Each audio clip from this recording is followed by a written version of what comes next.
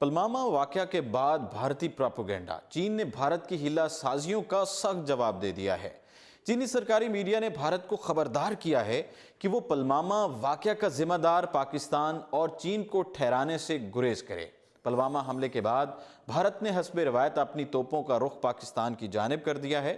بھارتی وزیر داخلہ نے پاکستان کو پلوامہ حملے کا ذمہ دار قرار دیا ہے۔ اس حملے کے بعد بھارت کی جانب سے پاکستان کو مکمل طور پر ذمہ دار ٹھہرایا گیا ہے۔ بھارت نے اس واقعے کے بعد راجستھان میں فضائی مشقیں کی، جس کے بعد پاکستان نے بھی LOC مغربی و مشرقی بارڈر اور حساس تنصیبات پر ہائی الرٹ جاری کر دیا ہے۔ بھارتی وزیر داخلہ راج ناتھ کا کہنا تھا کہ پلوامہ حملے کا ذمہ دار پاکستان کی حمایت یافتہ تنظیم ہے اور ہم اس کا بھرپور بدلہ لیں گے۔ دوسری جانب بھارتی وزیر اعظم نریندر مودی نے بھی جنگی جنون میں مبتلا ہو کر پاکستان کو دھمکیاں دینا شروع کر دی ہیں۔ نریندر مودی کا کہنا ہے کہ پاکستان کے لیے اب مذاکرات کے راستے بند ہو چکے ہیں، صرف کارروائی کا وقت باقی ہے۔ اس موقع پر بھارتی میڈیا بھی بڑھ چڑھ کر پاکستان کے خلاف نفرت پھیلانے میں پیش ہے۔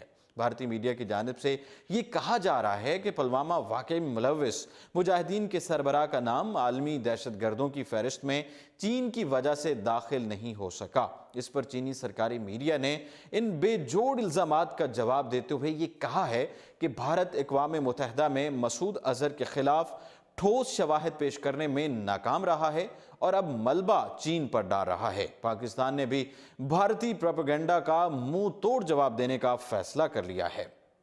وزیر خارجہ شاہ محمود قریشی کا کہنا تھا کہ میں اقوام متحدہ کے سیکرٹری جنرل کو خط لکھ رہا ہوں۔ بھارت یہ سب کچھ صرف سیاسی مقاصد اور انتخابات کے لیے کر رہا ہے۔ BBC اردو کی رپورٹ کے مطابق بھارتی وزیر اعظم کا کہنا ہے کہ بات چیت کا وقت ختم، اب کارروائی کا وقت ہے، اب دہشت گردی کے خلاف ٹھوس قدم اٹھانے کی ضرورت ہے۔ یہ بات واضح ہے کہ پلوامہ کے حملے کے بعد گزشتہ 3 دنوں میں وزیر اعظم مودی نے کئی بار پاکستان کے خلاف سخت بیانات دیے ہیں۔ بھارت نے پاکستان سے آئے ہوئے لوگوں کو 48 گھنٹے میں ملک چھوڑنے کی وارننگ بھی دے رکھی ہے۔ یہ وارننگ بھارتی ریاست راجستھان میں ضلع مجسٹریٹ کی طرف سے دی گئی۔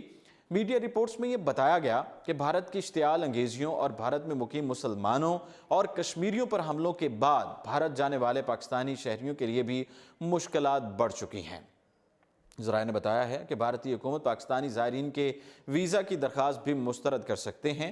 خیال رہے کہ عرس کی تقریبات 7 سے 18 مارچ تک اجمیر شریف میں منعقد ہوگی۔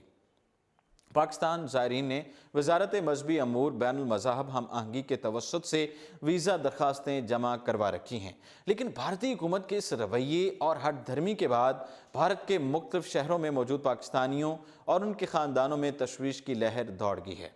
جبکہ دوسری جانب وزیر خارجہ شاہ محمود قریشی نے سیکرٹری جنرل اقوام متحدہ کو فوری اقدامات کے لیے خط لکھ دیا ہے، جس میں یہ کہا گیا ہے کہ بھارت تحقیقات کے بغیر پلوامہ حملے کا الزام پاکستان پر لگا رہا ہے۔